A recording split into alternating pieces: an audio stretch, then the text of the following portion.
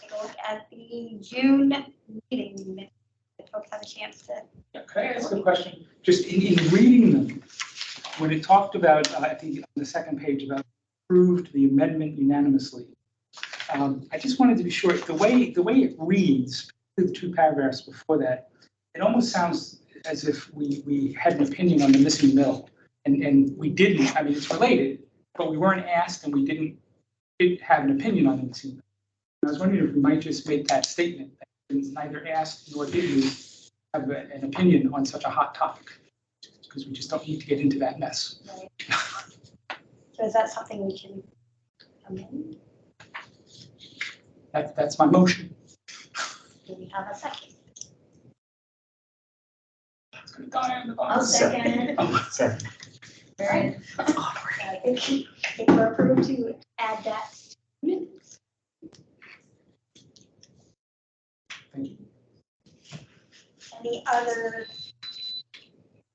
comments? Oh, I'm sorry. There was one. I was just going to on number 5 there. I think there's an extra line. Annual report is listed twice. It's annual report period. Annual report.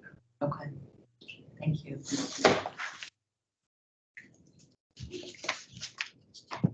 for the approved minutes with the corrections.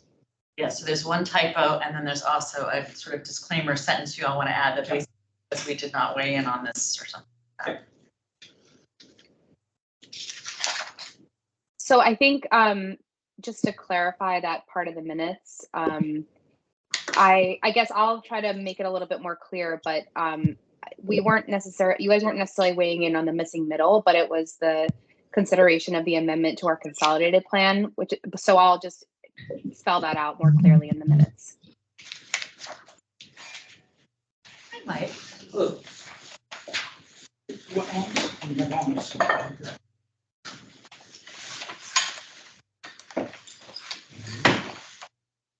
So Mike is a guest, but formerly a CIDSAC member, so you know the Yes. drill. Exactly, yes.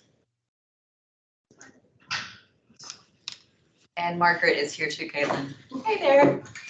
Welcome. He is host. And I also Sorry for the cozy space tonight. Yeah, it's a little awkward. Should I scoot back? No, I can go live on this I was gonna side. say, I can sit in the back here and. You can hang out. Yeah, I can I just think hang we're out. only expecting one more person. Corner.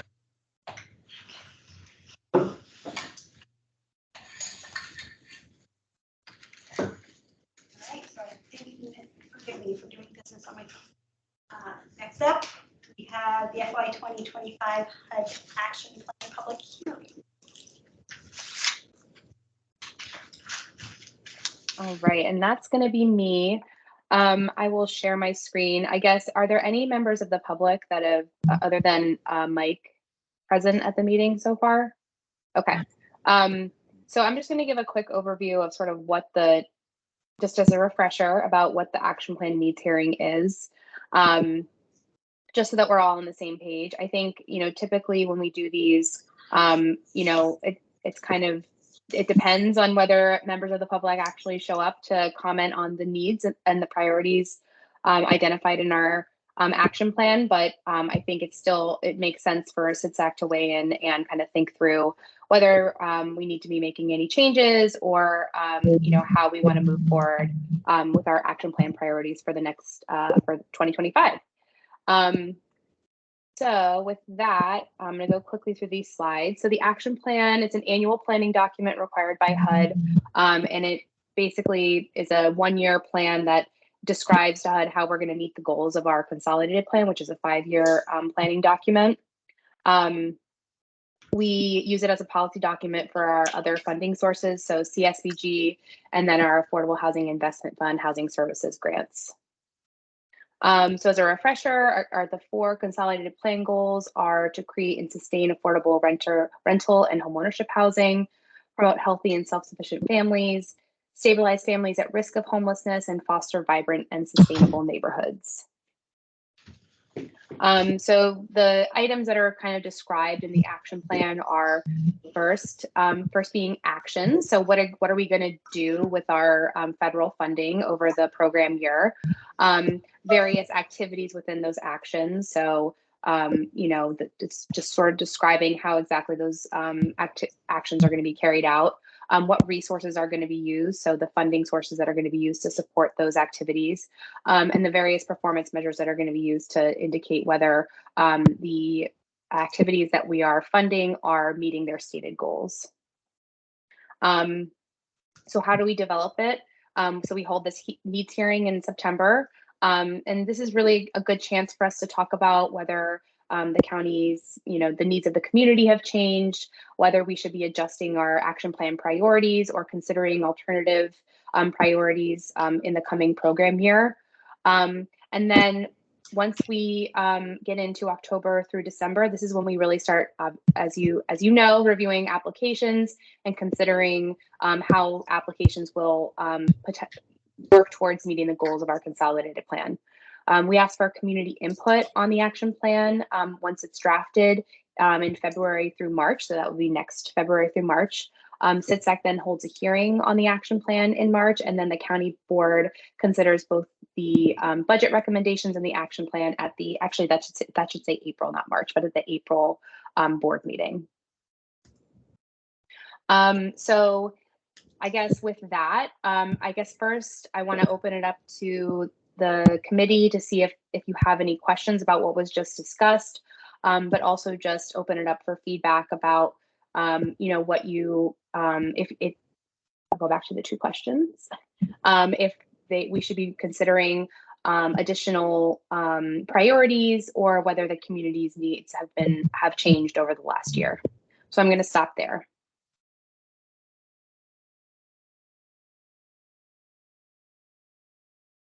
Comments?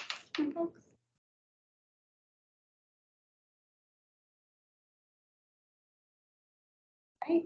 Doesn't look like we have any in the room. Anybody online?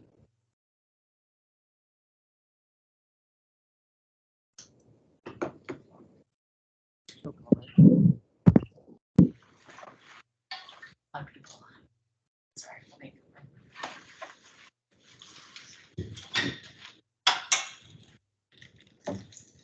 All So I know right. you showed the 4 goals of the consolidated plan, but basically, you know, affordable housing is obviously something that continues to be an issue. Homelessness is something that we fund some. The economic self-sufficiency is something that really a lot of the grants that you all support are that goal, promote healthy and self-sufficient families. So that's a lot of the stuff that's funded that might be youth programs or senior programs or after school programs, all that kind of stuff.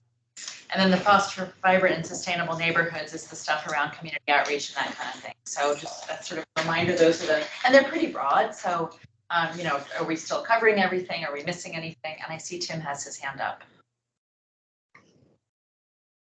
Oh yeah, no, hey Jennifer, thanks. I was just curious if I think it seems like to me that one of the big challenges that we're facing is around mental health, and I mean I've been doing this for a little while.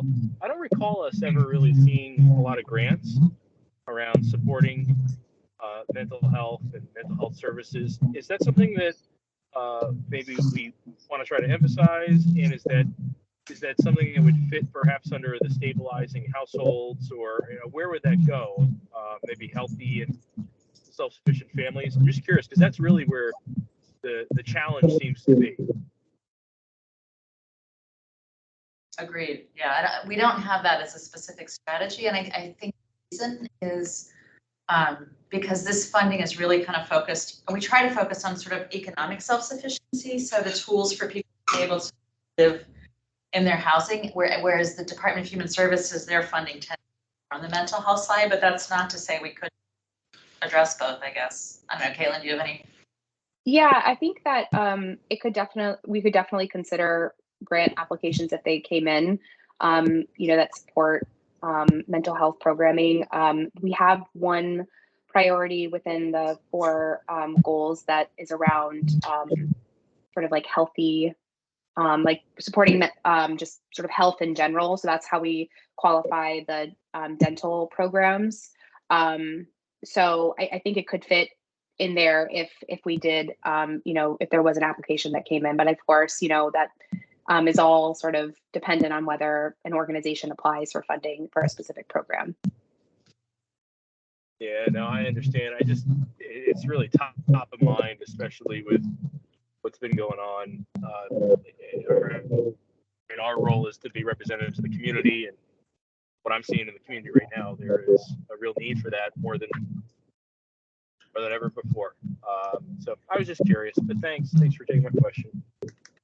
I'll be there shortly too. And maybe that's an opportunity for us to kind of do some more outreach to nonprofits that support that issue in the future.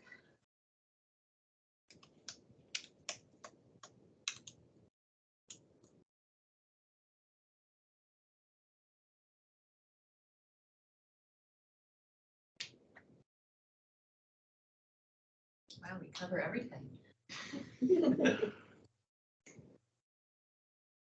Are there any other comments?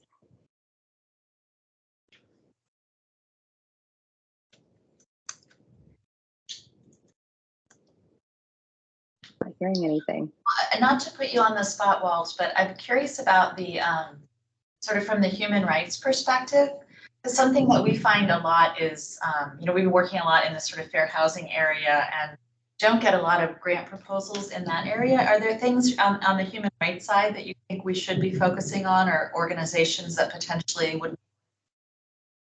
Well, right now what they're focusing within the commission is updated some of the old laws are within. So the committee has been focusing a lot of time on that. I will bring back that to the committee when I'm there, and certainly it's something that I'm sure we would look into it, Jennifer. Okay, thanks.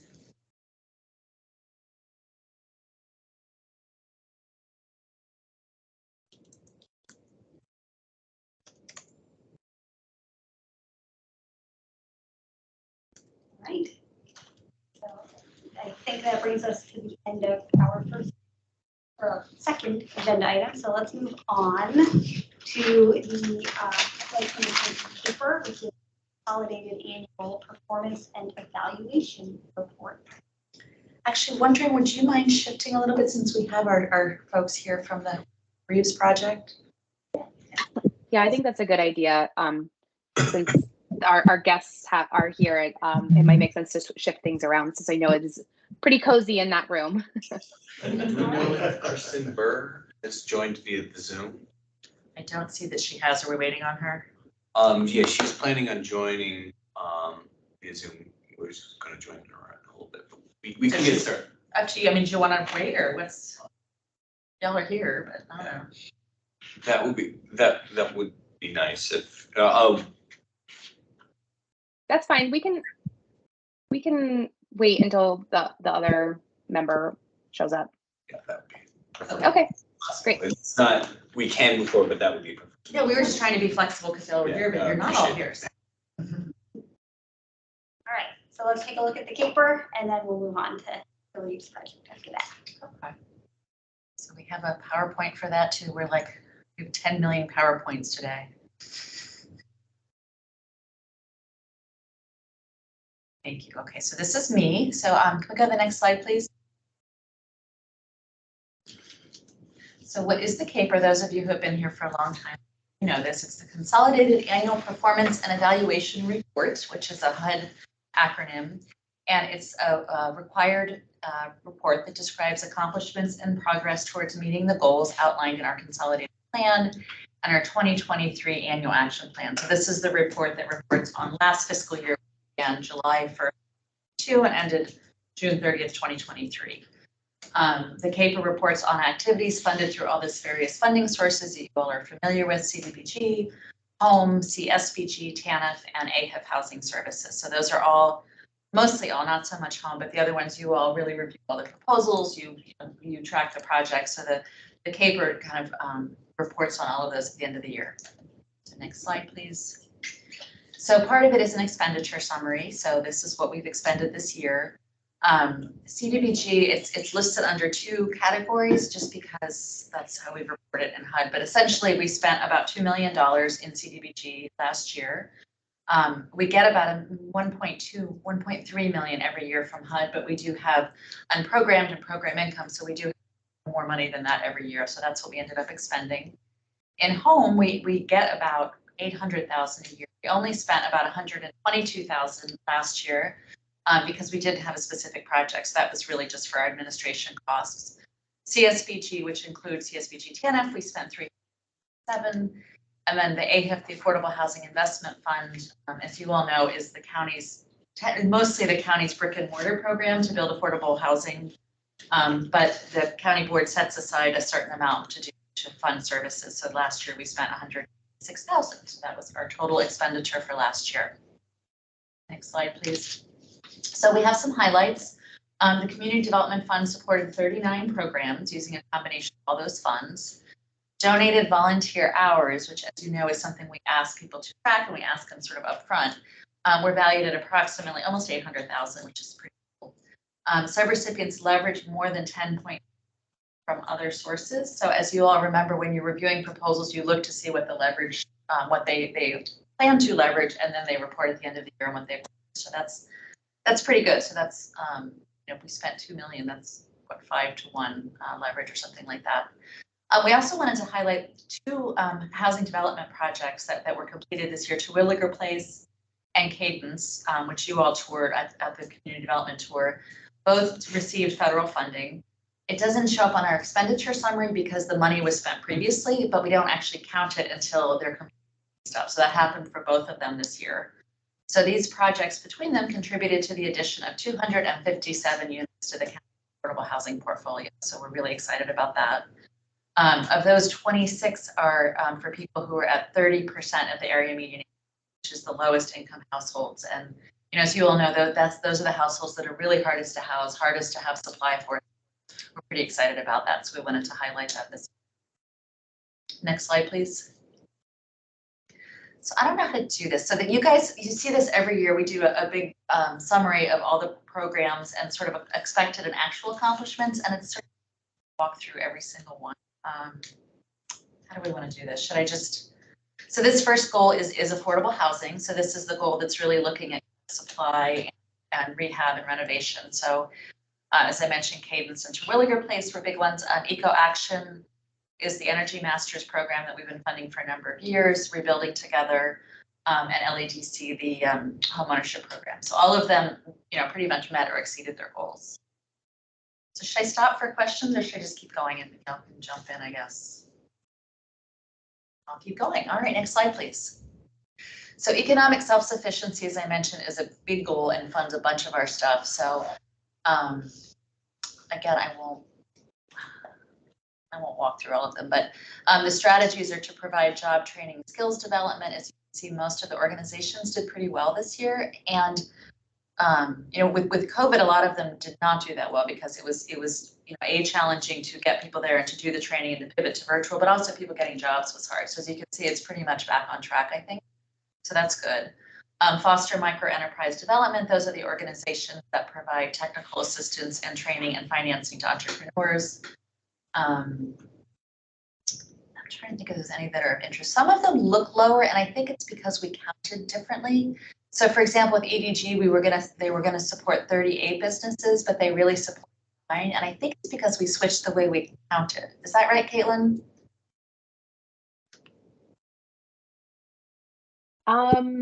Maybe not. I don't think so. I think. Never mind, scratch that. I think, yeah, I'm not exactly sure. I need to go back and look and see what the reasoning behind the difference there was.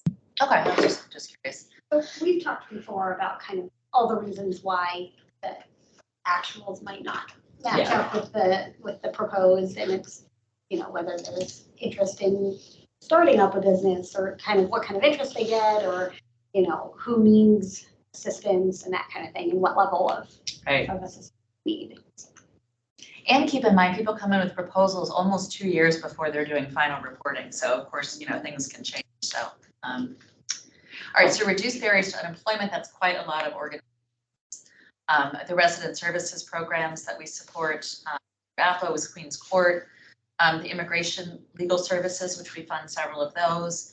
Bugata's tenant outreach program, which is actually funded through our general fund. And then Arlington Thrive, that was the new sort of 2-year program to do child care outreach. So that's the outcomes for all of those. Questions, Ro? And I just remembered, I'm sorry, I'm very foggy today. But I just recalled the sort of difference between the businesses assisted, expected and actual. The reason is that in the expected column, I believe we're counting both businesses that received loans and also technical assistance. But on the actual side, we're reporting just the businesses that received a lending product for EDG and LEDC. Thank you. Okay. Because that's what HUD asked.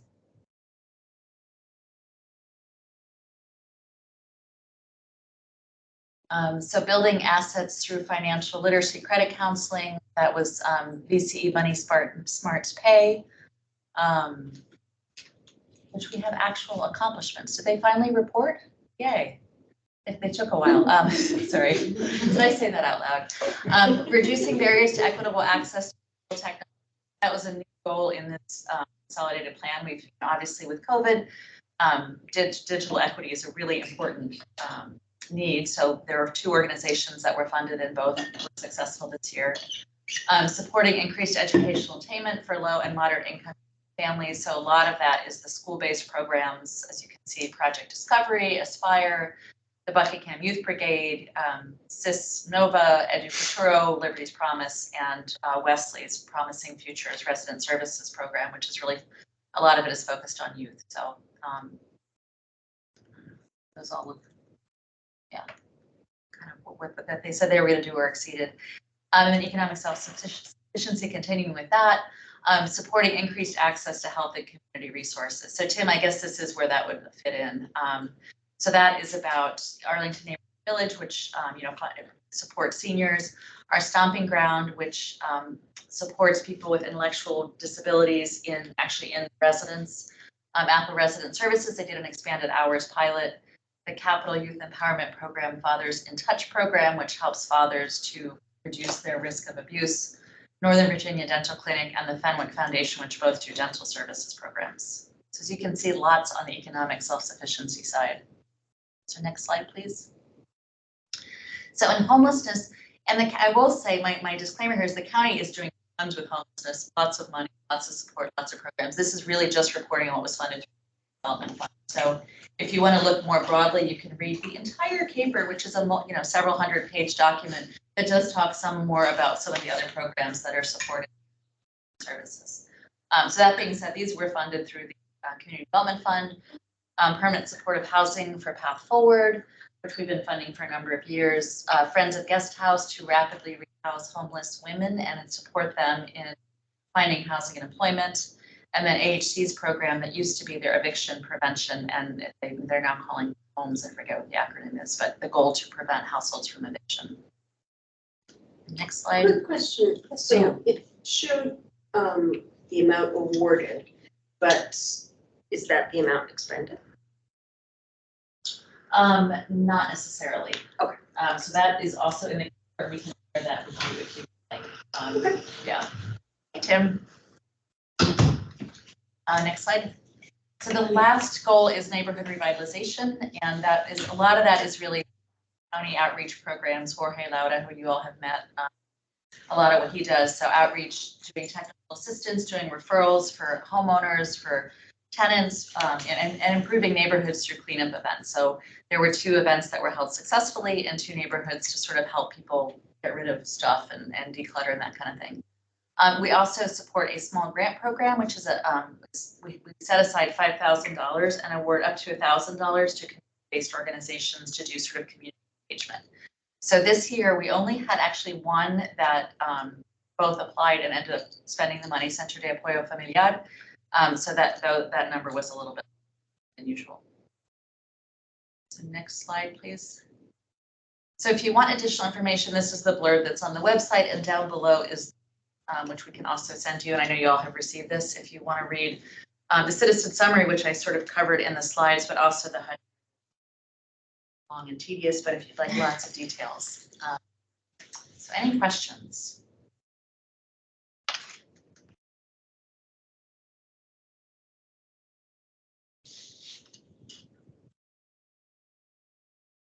All right. Next up, now we will turn to the Reeves Farmhouse project. Okay. I don't know if Kristen has joined yet, but since we're at our original point in the agenda, we'll get started and hopefully we'll be able to join over the course of the conversation. We do have a slide deck, but I don't know if anyone was overlapped with me when I was on this committee, but I served on CIDSAC. It's actually almost a decade ago now. Yes, yes. So for those that don't know me, I'm Mike Spots. I'm the Director of Real Estate for Habitat for Humanity, Washington, D.C. and Northern Virginia. So I definitely know what you all are about to embark on over the course of the next several Wednesdays over the course of the fall in reviewing community development fund applications. So good luck with all of that. I'm pleased to be here today on the other side of the table, so to speak, in my new role to talk about the Reeves Farmhouse Adaptive Reuse Project that Habitat is undertaking in partnership with Homemade, the National Capital Region, and L'Arche of Greater Washington, D.C. I will introduce in more detail the partner organizations, but I also like to introduce Sarah Moore, who is with L'Arche, and she'll have the opportunity to talk a little bit more about L'Arche over the course of the presentation. Go to the next slide, please. So I'm going to try and be quick to leave as much time as possible for Q&A. There's a lot we can talk about with this project, so we'll take it whatever. I'll be brief and at the high level and take it whatever direction you want to go to in Q&A. But I'll provide a little bit of information about the project background and who's doing what on the project. We'll spend a little bit more time talking about L'Arche because L'Arche is the group that's going to be operating the Reeves Farmhouse when the construction project is complete, and then we'll talk a little bit about the process and next steps. Go to the next slide, please. So what is the Reeves Farmhouse project? Well, the project team is going to be working to redevelop the historic Reevesland farmhouse with, for those that may not be familiar, it's on the top of the hill right outside of Bluemont Park, and it's currently owned by Arlington County, to create a home for adults with intellectual disabilities, referred to in L'Arche's parlance as core members and their caregivers. This is going to be a historic renovation combined with a historically compatible new addition that will house 4 core members, provide permanent housing for 4 core members and 2 living caregivers. And those 6 individuals will be living as a family, and this house will be a permanently supportive housing opportunity for core members in perpetuity. It's going to be perpetually affordable. Go to the next slide, please. A little bit of background about the Reeves Farmhouse itself and how this project evolved over time. This story actually began as far back as 1865 when Reeves Torreyson Farm.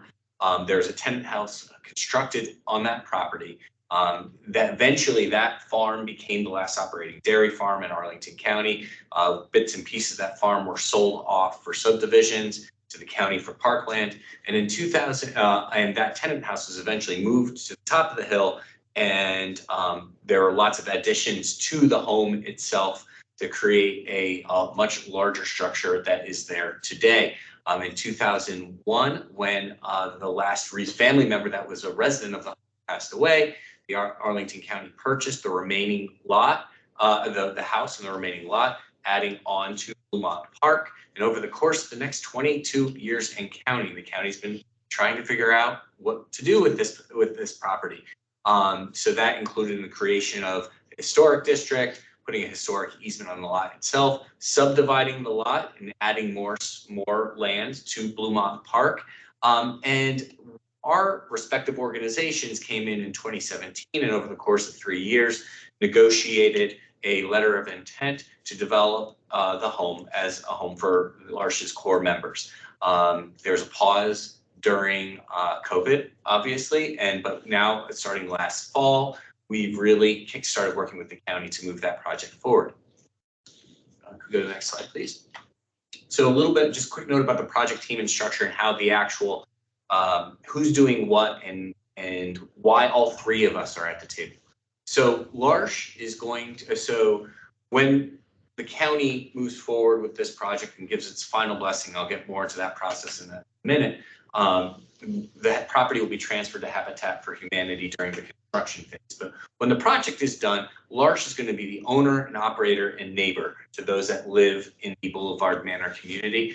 They will be providing services, operating the home, maintaining the physical and financial viability of the property, etc. Homemade National Capital Region, for those of you that are unfamiliar with them, they're a nonprofit that works with the building sector and the building industry region to leverage the skills and capacity of trade partners to meet some of the toughest housing challenges that are faced in the region. So they're working with groups like L'Arche, with domestic violence shelters, with homeless shelters, to provide heavily discounted or in some cases fully donated construction materials and services so that the nonprofits can focus their capacities on actually providing the services and housing that is necessary to promote housing stability. So Homemade is a critical partner in this. They have secured the partnership of Toll Brothers, who will be serving as the general contractor of this project and will be coordinating with their own partners and trades and subs to build this project at a discount and with a lot of donated materials and services. So this project would not be possible without the partnership of Homemade National Capital Region. And our role is as the project manager. We are responsible for securing entitlements, approvals, funding, and bringing this project to fruition up through the construction phase. And so we're not going to be, this isn't a typical Habitat project where we're out there swinging hammers, but we've been meeting with the county and working with them to make sure that we can get the process started so that Homemade's partners can then construct the home. So with that, I will apologize for taking a little bit more time than I intended, but I'll pass it off to Sarah to talk a little bit about L'Arche. And L'Arche's work is why this project is eligible for community development funding for the funds. So I'll talk a little bit more about our project financials overall for the construction phase in a minute, but I want to give them an opportunity to introduce themselves and talk a little bit about their model. Yeah, thanks everybody. I brought some other members of the L'Arche community. I have Bruce Weaver and Alice Felker. They live in one of our homes in South Arlington. I'll explain a little bit more about our presence in Arlington in a minute, but kind of essentially what L'Arche's goal and where we thrive is really just creating spaces for people with and without disabilities to share life together.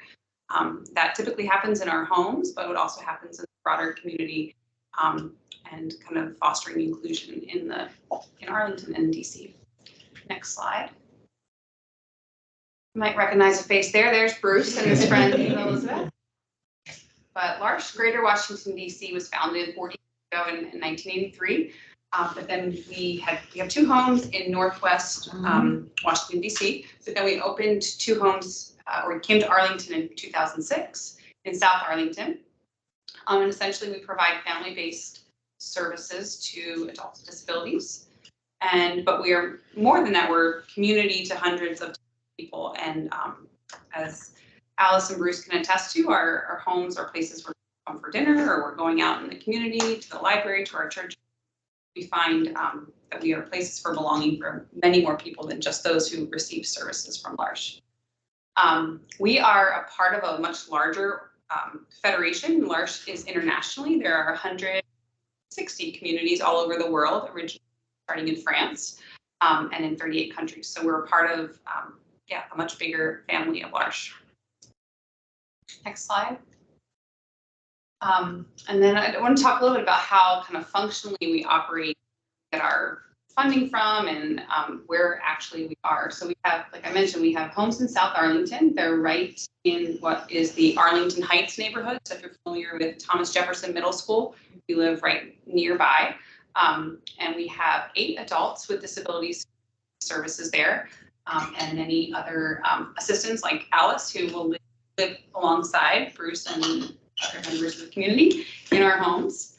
I think that L'Arche is really unique in our model of care because we are really kind of person-centered and focused on relationships more than the care that's provided. So our homes are places that feel very much like family homes. We have dinner together as an organization. We go to church in the neighborhood together for those that Bruce and I actually go to the same church, right, Bruce? Give you a ride to church sometimes. It feels very much like a family feel. We have very close ties to Arlington County as far as we have case managers. So we work closely with them and have been receive just every year really good reports and reviews about how our model care is making a difference.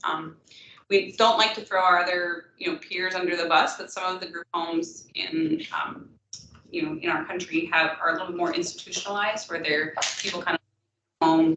They don't really get out in the community much, and L'Arche just does integration in the community so naturally and so well that the county has asked for us to think about growing. Just model of something that's really, really working. There also is a major shortage of housing for people with intellectual disabilities, specifically in the state of Virginia. There's a waiting list of 12,000 people services through Medicaid, and I'm not exaggerating that number. It is, we get calls all the time for, like Bruce lived with his mom and dad for long time, like 40, 50 years before, yes. And then they weren't able to give the same level of care, and so Bruce moved into a place like L'Arche. But there's just a lot of people looking for homes, and then quality homes as well. Right. So that's why we're really excited about the Reeves Farmhouse, because it provides, more homes, and super excited about the partnership. So Mike and Habitat and Homemade is just a really great example of people coming together to meet a need. From a operational perspective, 2/3 of our budget comes from Medicaid waivers, and then but that's really bare bones what kind of services are provided. It's really kind of a roof over head and having someone to kind of watch over the people that live in the home. But we believe that everyone should have a big life, a full life, the life they want. And so the other third of our budget comes from fundraised donations, which allows people to go on vacations, or us to have a van and not have to rely on Metro access, which can sometimes be 2 hours late for an appointment. So there's a whole lot of expenses that are needed to make a big life and a full life. And so that's how L'Arche has answered that solution, is by doing fundraising. And then for our plans at Reeves Farmhouse, we are just so excited. We have been wanting to grow. Obviously, the cost of living in this area makes it hard to grow. To purchase a home, to make it fully accessible is a big challenge. Actually, the 2 homes we have in Arlington only have 2 fully accessible rooms in them, because the small lots that they're on didn't allow for any additions. So we've had to be really creative with what we have. So this Reeves Farmhouse would give 4 fully accessible rooms with this addition, which is a game changer in the type of care Alice can attest to. We have aging core members too. So people live at L'Arche for life, and as their needs change, they can't walk up the stairs like they, much younger. So in addition to the fully accessible home, we're also really excited about potential kind of program space in the home to welcome neighbors in, or to host kind of groups for people with disabilities, support groups, or activity groups. And then also there's already an existing garden that's run by community members that is connected to the local elementary school. So we see, lots of partnerships with the broader community through this project, which is, really exciting, because L'Arche has a strong outreach focus as well. So not only are we providing more housing, it also is just some really exciting outreach with our new neighbors in that neighborhood. Bruce, I want to make sure you have a chance to say anything about what your experience has been like at L'Arche. I like cooking. You like to cook? What do you like to cook? Anytime. Anytime. Yes. Yeah. And I like to snack. And Giant, we went. Go to Giant a lot? What do you like to buy at Giant? Pop-Tart. Pop-Tarts. Big Pop-Tart guy, right? Or maybe what? Pretzels you like? Sometimes, yes. Sometimes. Or Sunday night candy bars? yeah. Bruce has a Sunday, rule that every Sunday night yes. he eats a candy bar. So I think it's a good rule. That's great. Yeah. And cereal. And cereal every morning. Yeah, it's important. Bruce is a lifelong Arlingtonian. I mean, he lived in a couple different places, but has lived in Arlington for a long time. His parents were strong advocates of Bruce and really involved in the community too. Back over to Mike. Thanks, Sarah. So I'll be brief with this. So what you see on the right there as you're facing that is an artistic rendering of what the farmhouse will look like when complete. Landscaping might look a little bit different, but the house with the addition, that's what we anticipate it'll look like when finished. All of our designs are required to conform with the requirements of the historic district and the easement that was placed on the property. And we received our certificate of appropriateness from the Historic Affairs and Landmarks Review Board earlier this summer. We also have to comply with the provisions that were passed in 2015 before this project was envisioned as a supportive housing living environment as part of the Uniform Residential Development Permit process. So we're working on that and getting some additional approvals of the county board.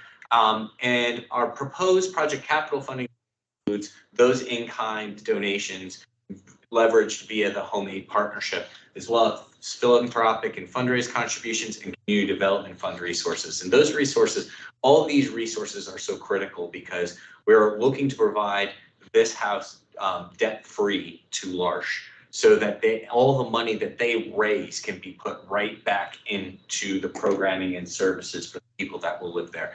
And given how sparsely funded nationally, this is a national issue, that this type of housing and care is, that's why we believe it's critically important and why the Community Development Fund resources play such a critical role, or pending approval will hopefully play such a critical role in the success of this project. Our agreement with the county establishes fundraising targets. Pleased to say that we've hit and exceeded our interim benchmarks and are on track for hitting those targets that are required to receive the property and move forward. Next slide, please. And then finally, I'll just note that most of the work, there's a lot of different concurrent processes moving forward, from due diligence that's required as a part of the requirements of the Community Development Fund resources, including NEPA, Section 106 historic reviews, labor compliance. We also are working through the architectural drawings and the site plans, permits, and then we're negotiating with the county on executing the letter of intent that we signed, operationalizing that into a conveyance agreement. So there's a lot of parallel. Well, they're not always parallel. Sometimes they're weaving in and out and circling back. But we're trying to juggle a lot of different. The county's been an amazing partner in trying to navigate this complex web that is this project, and we're hoping, fingers crossed, if things go well, we're hoping for final approval of the various steps that need to be passed to move this project forward in late fall 2023 this year, which could enable construction to start as early as January 24. That should state January 24 to February 2025. We're not going back in time to start construction. Apologies for the for the error on that side. And when the project gets its certificate of occupancy post-inspection, the property will convey free and clear to L'Arche, who will operate it in perpetuity for its intended purpose. So again, apologies for going over with the presentation length, but hopefully you found it informative, and happy to answer any questions as time allows. Thanks. Yeah, I do want to just give a quick kind of context setting, presentation to the committee, just so that everyone is kind of aware, how this kind of fits in with the process that CIDSAC is responsible for. So again, thanks Mike and Sarah and everyone for being here tonight.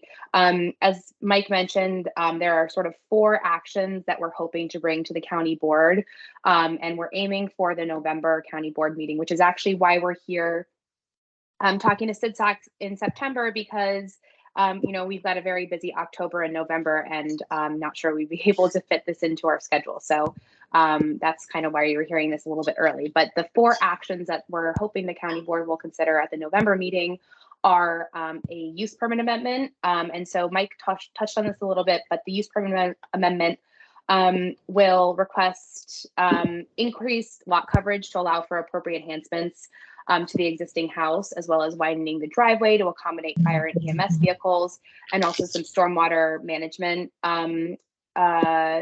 improvements. We're also asking the board to approve the agreement of conveyance, which is where, as Mike mentioned, the letter of intent that was signed between the county and Habitat in 2020 stipulates certain conditions precedent before the county board can actually approve an agreement of conveyance. So basically transferring the property from the county to Habitat. So this includes fundraising benchmarks, approval by the HLRB, and ensuring that property is used by a community partner. We think we've met most of those, actually all of those benchmarks. So we're moving in the right direction to be able to request that approval from the county board. There'll also be we'll also be requesting some temporary and permanent easements in order to accommodate just certain elements of the project, again, related to fire and EMS access, stormwater management, project construction. And so, again, we're sort of still kind of working out the details about this. And then the fourth element that we're asking the county board to approve is the allocation of CDBG funding to the project. And that's really what I wanted to cover in more detail tonight as it relates to SIDSAC. So we are going to be recommending up to $2.5 million in CDBG to support the project. That's up to 2.5. It could be, less depending on, and it really depends on, as Mike mentioned, there's one of the partners that they're working with, they receive some donated material. So we're still kind of, it really depends on what materials can be donated and what labor can be donated to the project.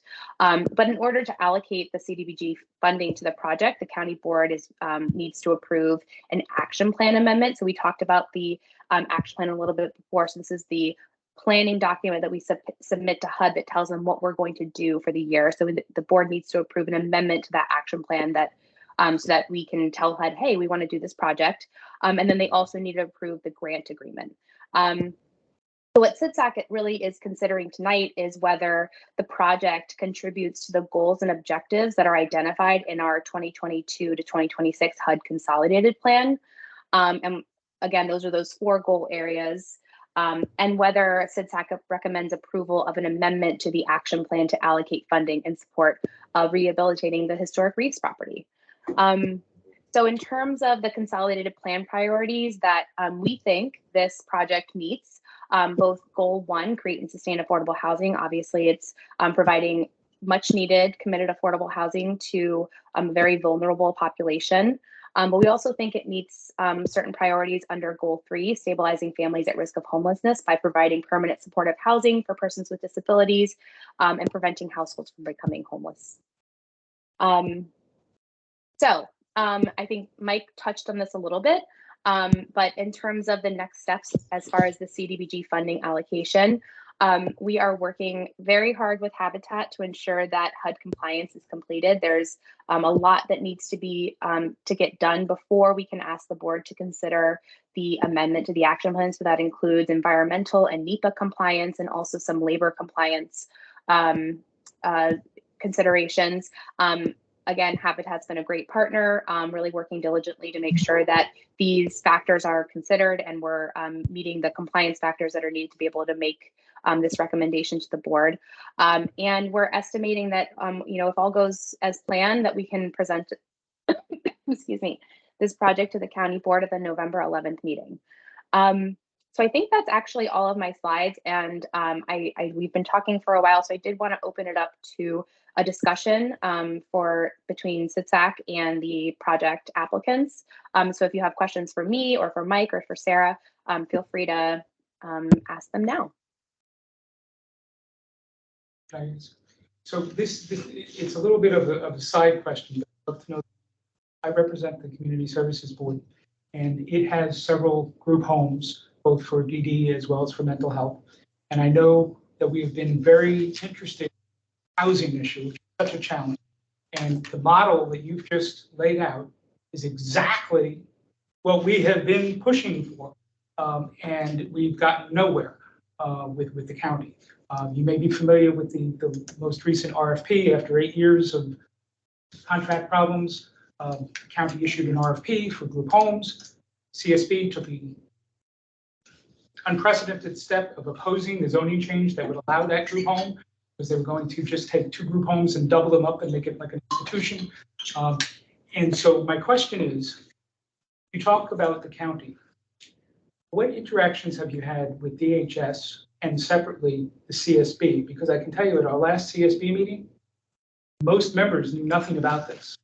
And when it came up, it was, well, what do you mean Reeves Farmhouse? And then discussions about where it was, oh, I know that house.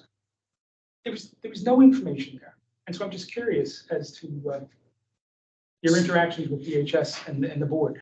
So I've not directly had interactions with CSB. DHS has been a part of the interagency planning group, has been briefed behind the scenes. We've met with them a few times to make sure the construction project complies with all the relevant guidance and regulations associated with this type of living arrangement.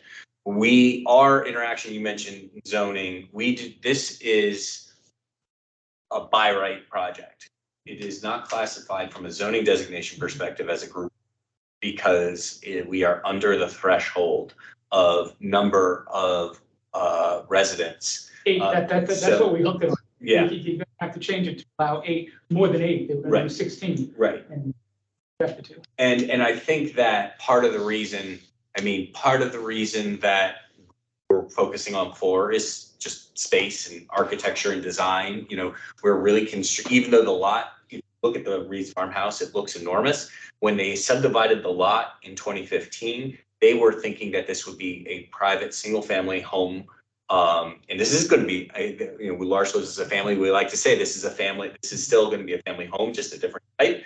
But they were envisioning a non-accessible, non-service enriched housing situation. They were just thinking this is already a decent sized home, and they might want a little bit of an addition for a garage or something like that. So we were really constrained on how much we can add on to add potentially more residents, but it's also tied. I don't know if 4 is the magic number from Lars's perspective, but I know there's also an interest in to enable that family-like living environment, keeping the numbers and the ratios somewhat a little bit smaller. Well, the ratio is the same no matter for staff to residents, is that law, but in terms of keeping it a little bit of a smaller environment, helps enable that family atmosphere. Am I stating anything? Well, yeah, so we are kind of how we are regulated is we can only have 4 per home based on our contracts with our Medicaid contracts. So to de-institutionalize homes. So we wouldn't be able to have a 5th person even if we tried. As far as our relationships with DHS and I wish our human services leader was here. She is the one who kind of is the liaison with those. But I do know that when we applied for this grant, it's actually last September, we did get a letter of recommendation from Lois Reed, who's deputy for the disability office, and she's very aware and excited about this project. I'm not sure how they communicate with the CSB or but I do know that the Arlington County has been involved since the beginning, and like I said, has been kind of tapping our shoulder to grow because our model is so effective. Thank you. The voice is the primary staff person for the DD committee, and yet the DD committee did not know about or the letter. Yeah. So, because she's been a part of the interdepartmental group. Yeah. I was just going to say that she's been involved in the interdepartmental staffing group, and she's been a huge advocate for this project. Just in terms of making sure that the priority that this is something that is much needed in the county is known to all the partners on the staff team. Oh, the need is absolute. So mental health and DD. So I'll say because this is tied with their Medicaid funding model for operation, and the construction isn't requiring anything from zoning or funding that comes from the CSB side of the ledger, so to speak. Even though this project can advance without some of that consultation, we haven't come yet. I'd be happy to answer questions or talk with any. I know you mentioned it was brought up at the last meeting. a lot of people were just learning about this. We can figure out a time to follow up and discuss at some point if that's something that the group wants. I think the committee should do that because there's no question about this project. But moving forward, how the CSB could build on this for other homes, because as you say, the need is there. And the 1DD house that's being built by the county is, I think it was 3 million and up. And that's just, county can't afford to do a couple of those each year. And that's something that we'd be happy to talk about and just what our takeaways from this. This is a bit of a unique project because this is both a home construction project and a historic asset renovation. So there are costs associated with this project that that wouldn't necessarily apply to every single four-member home that Larsh might envision building in the future. So there's exactly. So I'll just add that it's the separation of real estate from services, because the way it's set up now, when they had the RFP and a new service provider was identified, people had to move from the house they've been in for many years to a new house with the new provider. And that just does not make sense. By having real estate independent, you could change the service provider if you needed to without having people pick up and move after living there for 16 years. Sorry. And I guess kind of to go off of what you said about sort of pairing this historic renovation project with the construction of supportive housing, like I'm pretty interested in kind of the conscious decision making to pair those two, because this is not just renovating any old house, right? This is all the cost and complication associated with a historic renovation. And I guess maybe I can't think of a better use for, a building like this, but I'm curious to think about whether there are plans to kind of use this as a model going forward and kind of a, really good example once this is done of how this can be done elsewhere, and identifying historic buildings and promoting their use for things like this. Sure. So this project is a bit of a unicorn, I would say. And to be honest, I can't speak in great detail to the origin story for this project. Sarah, I don't know were you at Larsh in 2017? Yeah. Right. And I was in a different role as well. Kind of been too for me actually. When this project was first conceptualized, and again, like I said, 2020 was when the letter of intent was signed. I think there are a couple things that were happening all at the same time. One was the county had really struggled to find a use for this property, and were really concerned that if they let it go vacant for that much longer, this historical asset would be lost. So they were motivated to come up with a solution, because they marketed this as just a private luxury single family, to the highest bidder, could be a private luxury single family home, et cetera. And they didn't get any bids, much less a purchase offer. So that path didn't move forward. They were really motivated once a couple other nonprofit type space proposals didn't move forward, in part because their model didn't have that sort of ongoing operational nexus with, there was a lot of different, they didn't have as many access to different funding sources to make the project work and deal with some of the complications that are associated with this specific parcel, and how those boundaries were drawn when they subdivided the parcel in 2015. Like, for example, one of the encroachments that is referenced is because the driveway is more than 100 foot long. So in order to do that, you have to have a full fire engine turnaround. You can't just keep the existing driveway that's there. We had to double the width of it. The parcel wasn't drawn wide enough to double the width of it and have the fire engine. And that led to a project kind of falling by the wayside because it absorbed some of those costs. So there was a lot of different moving pieces. I think from our perspective, it's hard to operate in Arlington County. because of the high barrier, whether it's through a partnership where we're supporting a group like L'Arche along with Homemade, or just our normal habitat affordable home ownership. Parcels that are big enough that that type of addition don't come by often. So there was some initial explorations around different types of affordable housing on the site once the just sale and restoration didn't move forward.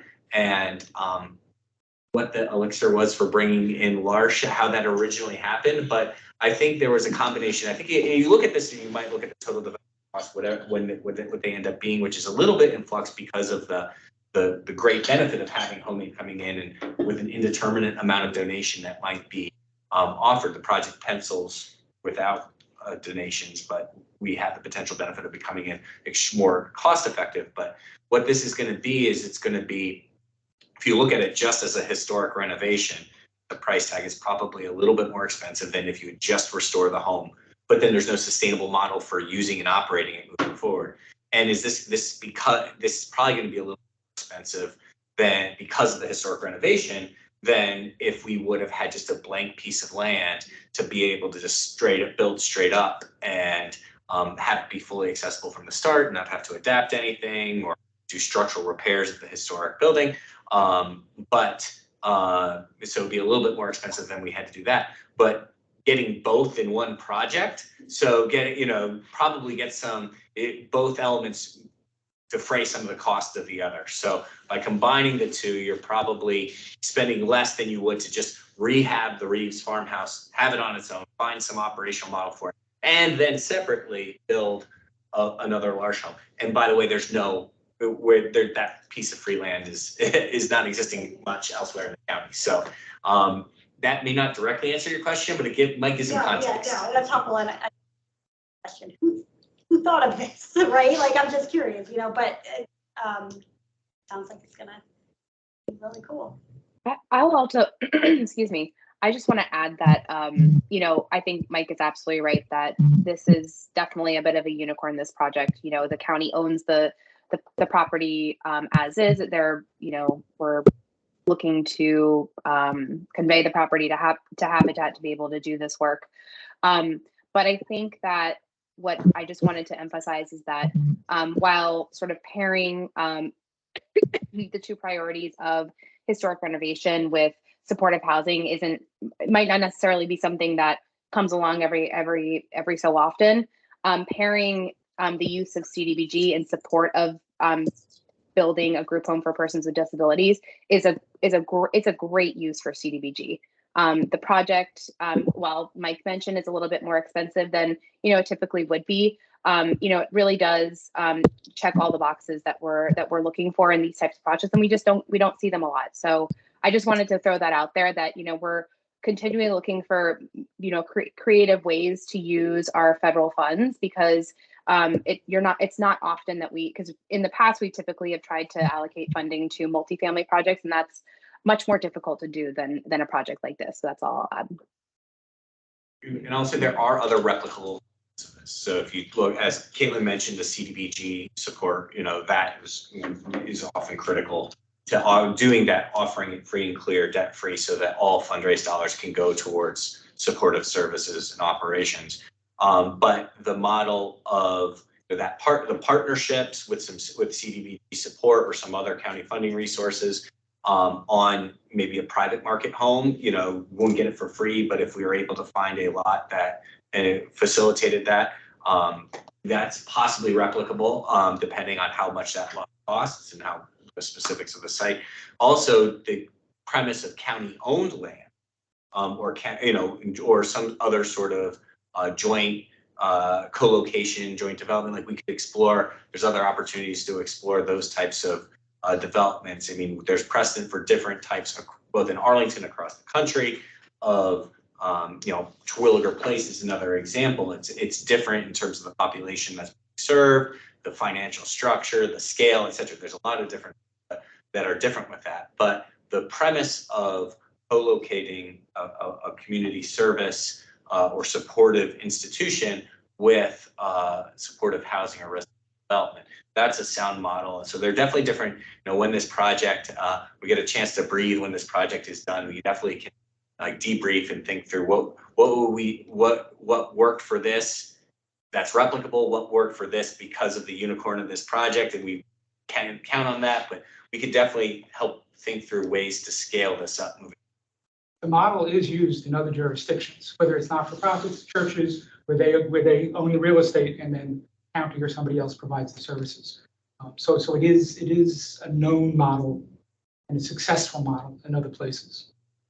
Sam, you had a question. The 2.5 for CDBG, what would that be used for? Or are we giving anything else up from? We're not, so the grants tend to be under the public service cap, which as you all know is can only spend up to 15% of the CDBG.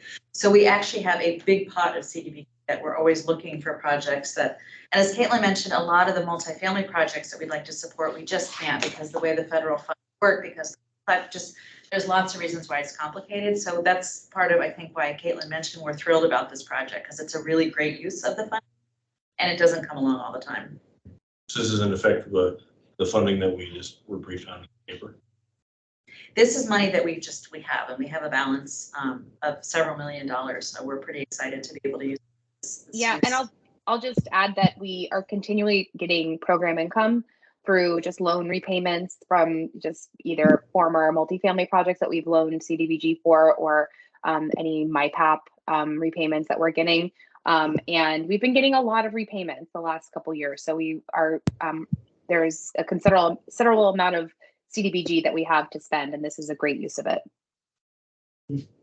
So we should talk to on the CSD side. We've been talking some with DHS about this sort of, because we've been trying to shop around this model or supporting group homes for years, and again, it doesn't always work. So, when there are properties that are available, when there's a good, we're so happy to be able to support that. And I know exactly who should take the lead.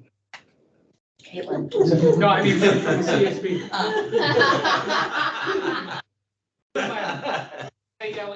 He's been working on this for a while.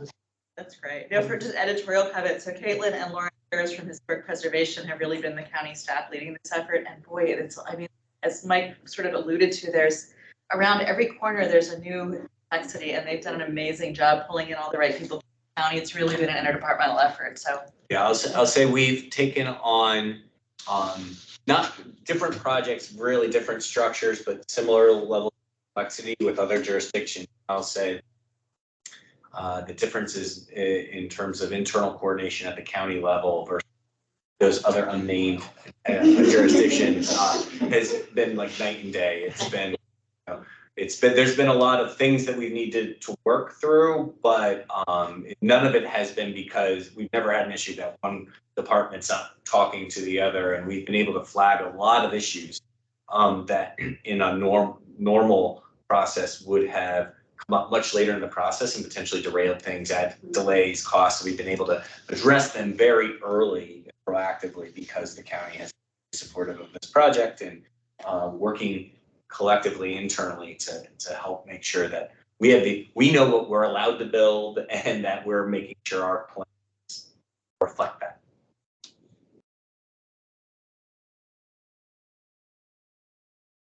Sure. What are some of the biggest risks or kind of dependencies you have to get to that construction date, get started there? To get to the construction date, to be honest, a lot of it is a lot of blocking and tackling. So there's a lot of just check the box activities that need to be checked. One recent one that was a potential stumbling block is we just recently did logical test pits historic review, and it turns out, if it turned up something of major historic significance, the whole project could have ground to a halt while they did a full excavation and study and everything like that. Pleased to report that they did not find anything of that level of significance, so we cleared one of those potential major roadblocks. One of the things that we've been working with the county on is those easements. This is because this is an atypical project.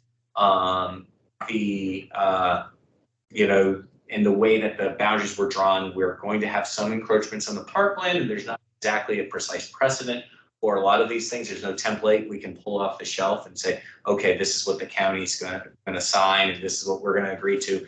So again, it's a lot of blocking and tackling. Everyone seems to be on the same page. We're meeting often, and so that those easement conversations are progressing, but there's always a chance that there may need to be some back and forth. And then, there's always, luckily, some of the risks that we face in some of our other projects, construction lending, interest rate risk, a lot of financing challenges. Because of the unique funding structure of this project, we're not exposed to any lending risk, any credit risks or anything like that. So we're not borrowing. Not only are we providing the housing resource debt free, in part, again, I just don't want it to be lost that Homemade partnership is critical to being able to do that. They're not going to have any debt. We're not going to have any debt. The CDBG resources, in large part, are enabling us, if we are, if we are approved. I don't want to put the cart before the horse, but we are approved. That enables us to be able to move forward without a construction loan, to be able to finance it in that way. And right now, construction loan interest rates are 7.5 to 8% and rising. With some of our other projects, we're having to re-underwrite every couple months as we're getting towards closing. So a lot of those risks, I would say the biggest risks that we face actually are post construction start. And that is, this is a building that was built in phases from 1865 through the early 1900s. And there's only so much that we can tell until we start opening up walls. So I don't think there's any risks that we'll see in there. We've been able to do enough due diligence that we're confident that the building can be restored. But in terms of delays and that timeline, had it been presented accurately, that timeline may slip a little bit if we get in there and find there's some termite damage, or that there's more structural shoring to the foundation than we originally anticipated. That is what I would say is the biggest risk to the project. Some of the elements of the historic reno that we're going to be facing, because really there's elements where the floors don't align. Part of the house is actually just doesn't have a foundation. The original 1865 tenant house is wood beam on dirt. So we have to figure out a way to stabilize that while we dig underneath 4 footers. And so that is why, in many ways, we're very thankful to have Homemade and the toll partnerships, because they're able to bring in sort of the people. They have a much wider network of trade partners than even we can draw in with our experience, that they can pull in to say, like, these are really complex challenges. We need people that have experience doing this sort of work. So where there are risks associated with this project, I would say another risk is, anytime you're relying on federal funding, Medicaid does tend to be a little bit more of a, you don't see too many cuts to Medicaid funding, but in an uncertain national political environment, you never want to, get too comfortable with the sustainability funding source. But as far as ongoing operating funding sources, I think that is about, from a federal perspective, about us, even if it's relatively stingy, it is at least stable. Mm-hmm. How will you identify the residents? Or, I'm sorry, you had a different word for that. Yes, core members is a term that we use. So we have an inquiry list. So people who are interested, we'll probably do kind of 2 spots at a time, just so we don't have everybody moving in at once. They ask a little bit, but it's almost like applying for a job. So we would have families apply. They'd have to have a Medicaid waiver. And usually in these situations where we interview a new core member, we have a nurse, a psychologist, member of our staff to find a good fit between what the house needs and then the greatest need as well. That is something, we're not just looking for an easy fit, we are also looking for good fit, but also where there's a significant need. So 4 spots feels like a drop in the bucket, but we do have a process we use when we do have an opening. And if you know anyone who's interested, I can give you our content. We have a form people can fill out. So when we have an opening, let that whole list know that that's available, and then they can reach out. Your organization is religiously affiliated, I think, but you don't, Yes. you don't limit your residents to any particular, okay. No, I think it's 55 years ago when our starting grants had roots with the Catholic Church, but now we are an interdenominational, all faiths and none are welcome. And I'll raise this, though I'm sure you've already thought about it. Once the core members are living there, I haven't been to the site, but from what I understand, a little bit removed from the immediate neighborhood. Yeah. Kind of plans to make sure that the residents are integrated into the immediate neighborhood if they're not necessarily gonna like walk out the door and wave across the street. Absolutely. So one of the things that's already been going very well is involvement with the neighborhood. We've been to their Easter egg hunt. It's a very active neighborhood, Boulevard Manor. I don't know if any or live there, or so we've already established some good connections with neighbors. I mentioned briefly the community garden that's just right off of the property, which we are excited about. Children and families coming, and then apparently, if it snows, the sledding hill is really a very loved sledding hill that thousands of people come to when it snows, if it continues to snow. So those are just a few things that actually bring property.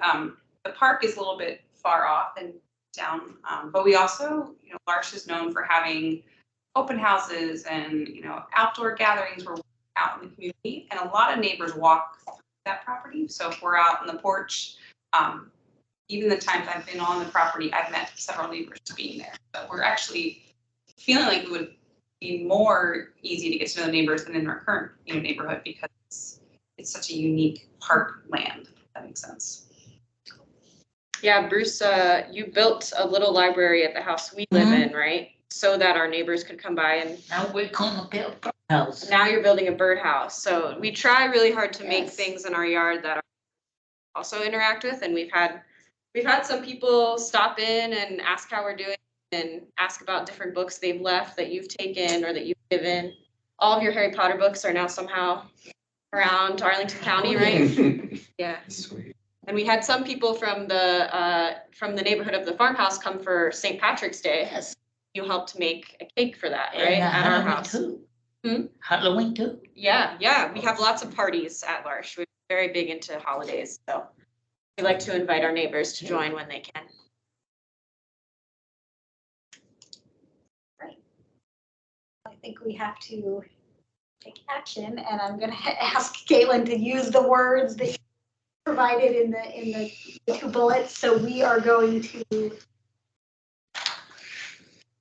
take action. So, yeah, so I guess we're asking CIDSAC 2 things: whether the project contributes to the goals that are identified in the county's consolidated plan, and whether whether CIDSAC recommends approval of an amendment to the fiscal year 2024 HUD action plan by the county board at the November meeting.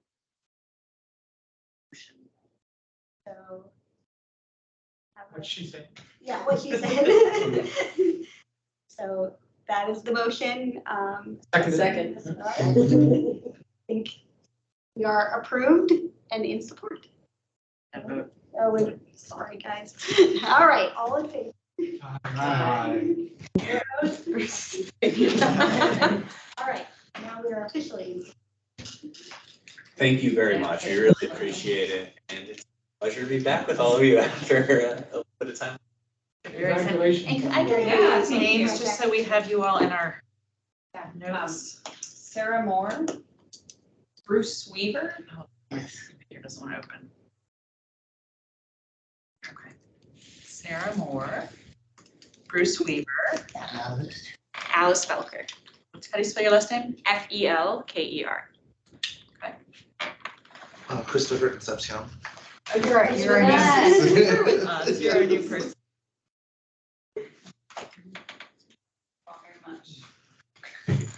Sorry for taking up a little bit more of your agenda than we were originally. Thank you. It's a great project. Thank you so much for all your work on it. Look forward to having everybody come visit when the farmhouse. We would like upcharts, please. Yeah. Watch your back. Thank you. Cinnamon for me.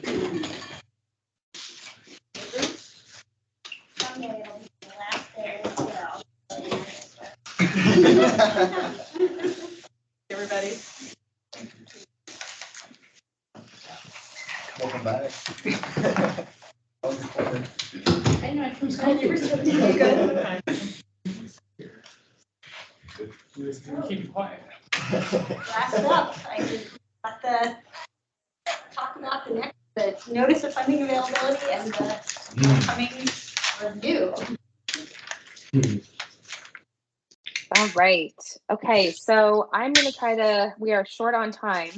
So I'm going to try to go through this relatively quickly. I do believe that most everyone in the room is familiar with this, as we haven't really updated our process too much, but that we do have some new members.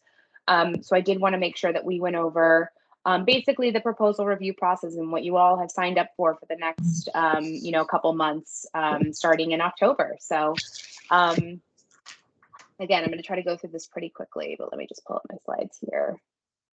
All right, so 2025 proposal review process. So as far as the schedule, proposals are due this Friday, so 2 days. We've already received quite a few.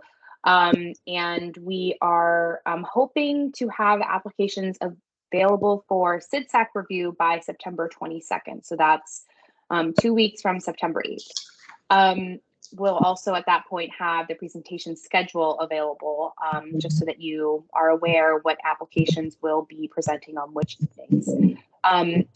As a reminder, we are committed to meeting every Wednesday in October, starting at 6 until we're not going to go any later than, I think we've gone as late as 9:20. So I promise I won't keep you past 9:20 on any given evening.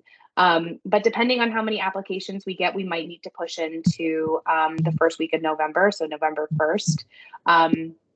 Because I don't want to schedule too many proposal presentations in one night because, by the end of the night, people's eyes start glazing over. So once we complete all the proposal presentations, and I'll go into a little bit more about what exactly that process is going to look like each night in a couple minutes. We'll do our ranking exercise on December 6th.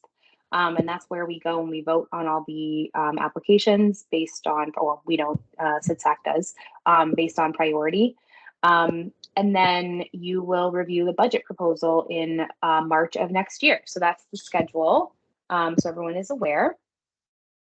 As far as the weekly schedule. So again, I'm going to try to get you the, excuse me, one second. Excuse me. As far as the weekly schedule, you should plan to try to get your questions for applications submitted in Zoom grants by Monday at noon of each week. So everyone kind of does it differently, but typically what I think most people do is they review all the applications for before each Wednesday session. So there's between 6 and 8 proposals. Review all the applications, score them, and then submit your questions by Monday at noon. As far as the answers to these questions, we put them in Zoom grants, and applicants are asked to answer all of them in writing. But some questions are going to be addressed during the actual presentation, their presentation session. But some questions will just be provided in writing. So the way we kind of split it out are, questions about budget or specific line items in their budget narrative. Those don't really lend itself to a presentation. So we just ask for those in writing, and we can kind of ask for those clarifying questions there. As far as summary sheets and final reports, so just as a refresher, summary sheets are just kind of self-explanatory. They summarize the application and includes, what they're saying they're going to do as far as their scope of work, how they're going to track the performance of their grant program. It also includes the subject matter expert comments on each application. And then the final reports are the final, if it's a applicant or program that has been funded in previous years, we also include the final report from the previous fiscal year. So for this year, it will be the 2023 final report that just gives you an idea of kind of how the program did over the last fiscal year. So we're planning to share these reports with you on Tuesday, by each Tuesday at noon, and we'll actually email them to you on Wednesday morning. So they'll be posted in Zoom Grants by Tuesday, and then you'll get them in your email on Wednesday morning. You can print them, you can just pull them up on your laptop when you come to the presentation, but they'll be there for you to take a look at prior to the actual presentations. Does anyone have any questions about that before I move on? Okay. Subject matter experts. So we're gonna follow a similar process that we did last year. We're gonna it's gonna depend on the application, but we're going to assign subject matter experts, and to each application will have at least one person who is assigned as a subject matter expert. Some applications might have multiple. We won't assign more than 3 per application, but there are some programs that come in for funding that kind of span 2 subject matter. So we want to make sure that we're having county staff from various departments review applications that kind of cover 2 different issue areas. So an example is a job training program for a specific population. So we might have our workforce development county staff, but also the county staff that kind of work with that special population review those applications. All subject matter expert comments, again, will be added to the summary sheet, so you'll be able to see sort of what county staff looks at is looking at as when they're reviewing the application, and will also give you an idea of what their area of expertise is and why they were kind of selected to review this application.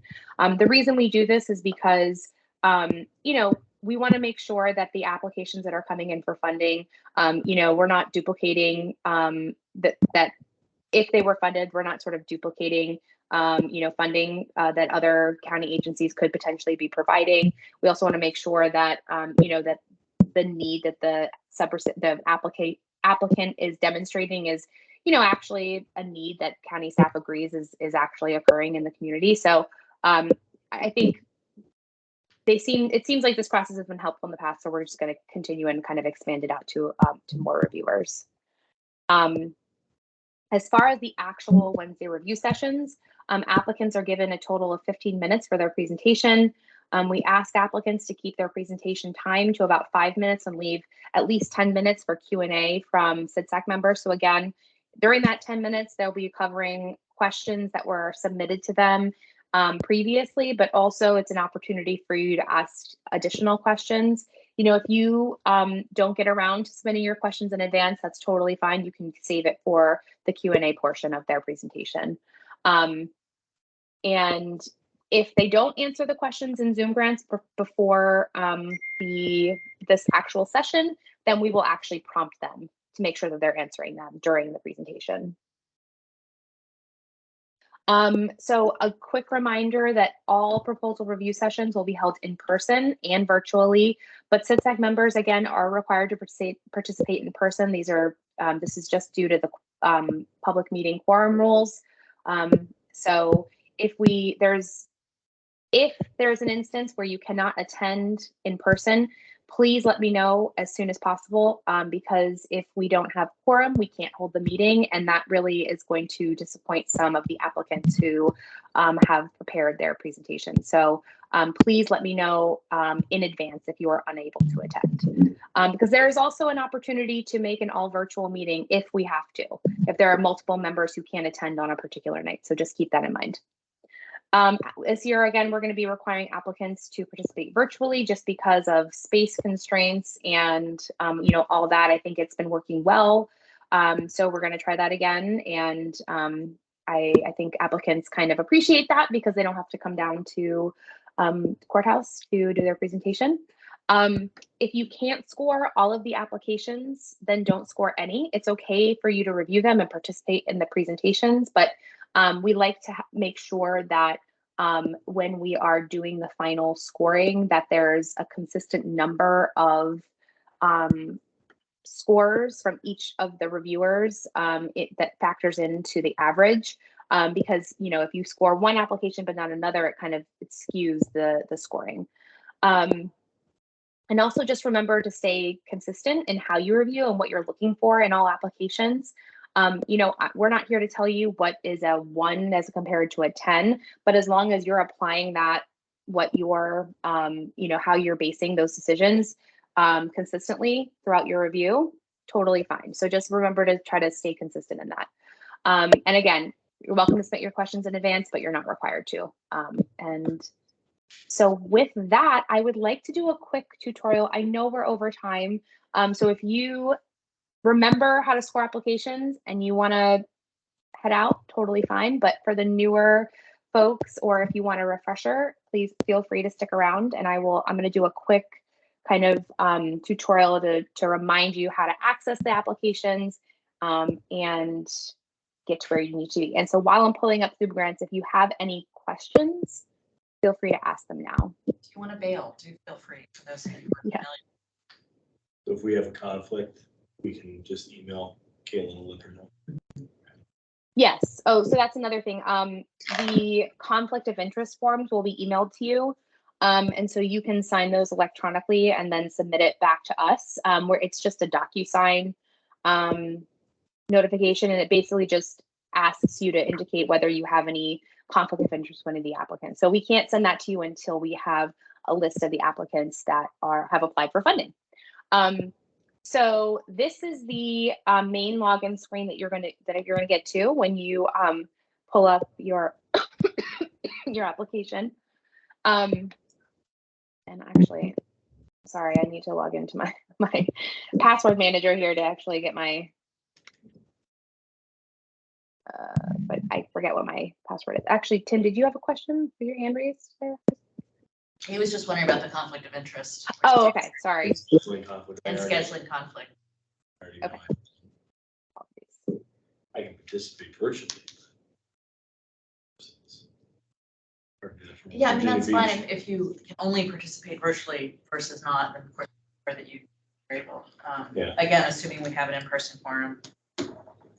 Yeah. Okay, so how many members do we have now?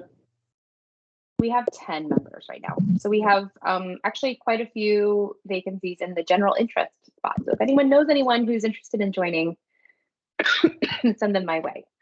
Okay, so this is the login screen that's going to pop up when you go to log into your account.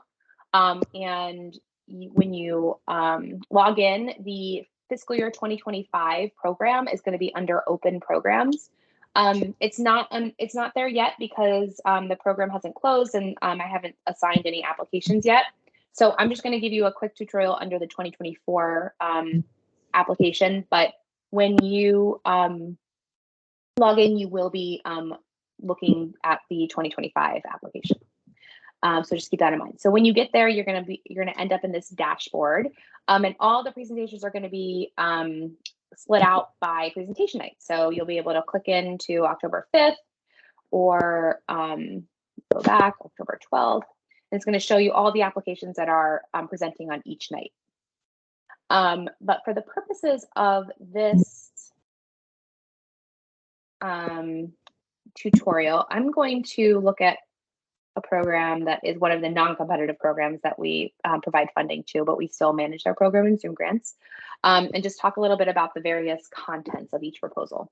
So this first screen is just the application summary, the organization, the address, applicant contact, the history of what it's been approved for in the past. And you're going to toggle between these tabs up here when you're reviewing the application. So the first tab is the proposal narratives, and these are just all the questions that they are asked to respond to. And so it just kind of, there's a bunch of questions they're asked, and this one they didn't respond to all the questions because it's a non-competitive program. But the ones that you'll be reviewing will be quite longer. So that's the first section. The next is the budget, and so what you're looking at here is the first column here, or the second column here on the left, is the actual community development fund request. This is what they're specifically requesting funding for, and then the various other sources that they are going to be they've either secured or will be seeking to support the program. And so you'll be able to see down here under item total the total cost of the project. Oh, the other thing that you'll be looking at, it's not in this one because again, they didn't submit a full application, but below the budget will actually be a budget narrative where they're asked to describe the various line items that they've included, that they've requested funding for. The next tab is the program evaluation form. And so this first table just asks to describe what specific strategies that they'll be undertaking to within their scope of work. And then the next table is their performance measures. So how are they going to be measuring the performance of their program? And so the specific performance measures here are in the left-hand column, and then the number of the ways that they'll be tracking or sort of measuring the performance is in the expected number column. The next tab is the document uploads tab, and this indicates all the various documents that we request that they submit. The only ones that are required are the ones that are marked here under the required field, so nonprofit tax system status, articles of incorporation, and current year Form 990. This year, we've also asked that the organizational budget be a required document. So in the 2025 application, you'll see that this required box is marked there as well. When you go to look up the summary sheets and the final reports, those will be under the administrative documents section down here. When you go to submit your, I'll talk about how you submit your questions in a minute, but the questions that applicants will see and where they're responding to them are going to be in this applicant questions tab. You cannot submit an applicant question through this tab. There's a different way to do that. But once you submit them to us and we review them, then staff adds them to this section. And then this is where the applicant will be answering those questions for your review. So with that, I did want to talk a little bit about this section right here, this review tools section. So when you're going to review, if you click on this, it's going to pull up a kind of side-by-side. For some reason, it's not pulling up here. So let me actually go to a different application really quickly. For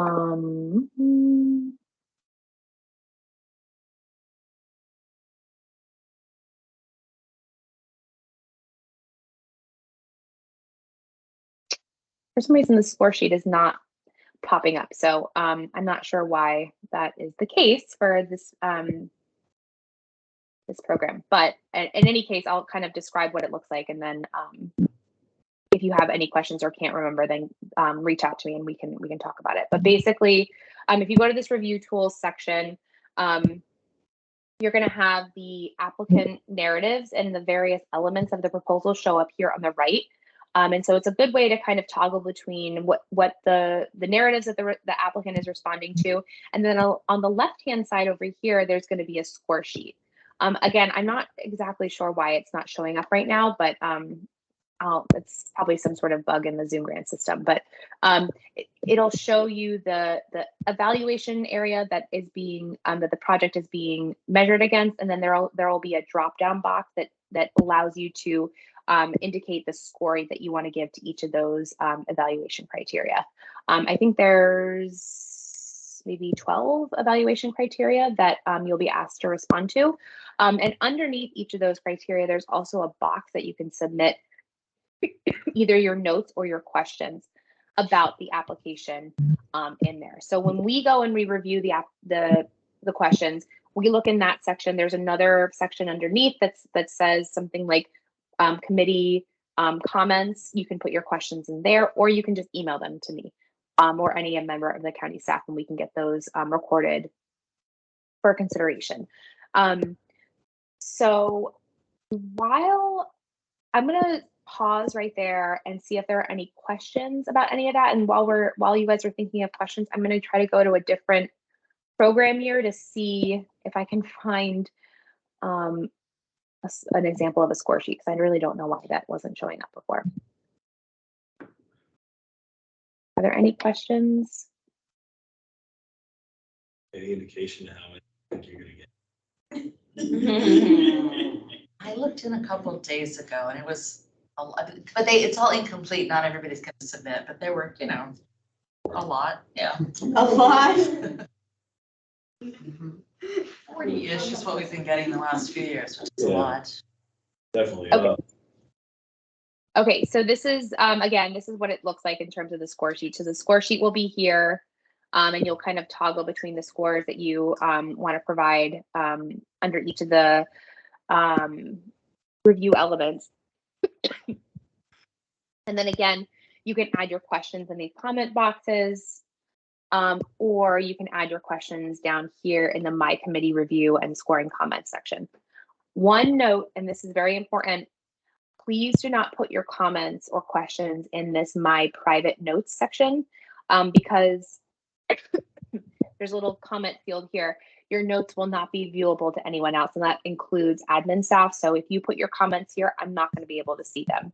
So we want to be able to see the questions, and if you have other comments that you just want to use to help you review it, that's fine. But if there is a question that you have of the application, make sure that it's in one of these other fields so we can actually see them and record them in the for the applicant.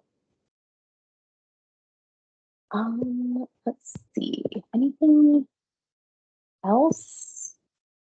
Oh, another thing that you should know is that if you wanted to print or at least download the applications, you can go up here to this print or preview screen.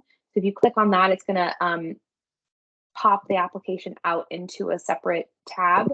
And then you can either email this to yourself, save it as a PDF right here, print it.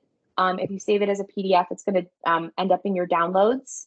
And then it'll just turn it into a nice PDF that you can then either review or print or save or whatever you want to do with that for your records. I know there are some of you who like to print the applications, so I thought I'd mention that. Any questions?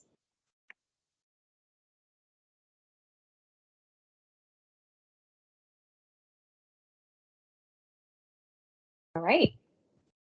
Well, I'm not hearing anything. So I think once we get this record, we are recording the meeting. I'm going to put it up on the website. I'll send it to you all so that you have it for when you're reviewing, in case you need to go back and rewatch the demonstration. But otherwise, if you have any questions, feel free to send them to me or Jennifer or Volda or Zena. And yeah, we're excited to get started in just about a month. Great. All right. So Laura, I'm going to turn it back over to you. Right. Okay. We normally do staff report. Anything for you guys? Can't think of anything. Member reports? Anything from anybody else? And I'll say two really quick things. I'd like to introduce Christopher Concepcion. Hopefully by next month, he will be officially on board as a CSAC member. Thanks for coming today. And my other point to make is, as we've heard, we have currently 10 members on the committee. So I would encourage you all to talk about CSAC with your people, your professional networks, your local networks, and have people know what that is. Maybe are potentially interested. As you know, there's specific slots that people have to fit into in terms of general interest or, commission liaisons or low income interest, but we had kind of a bench of interested people sort of waiting in the wings for when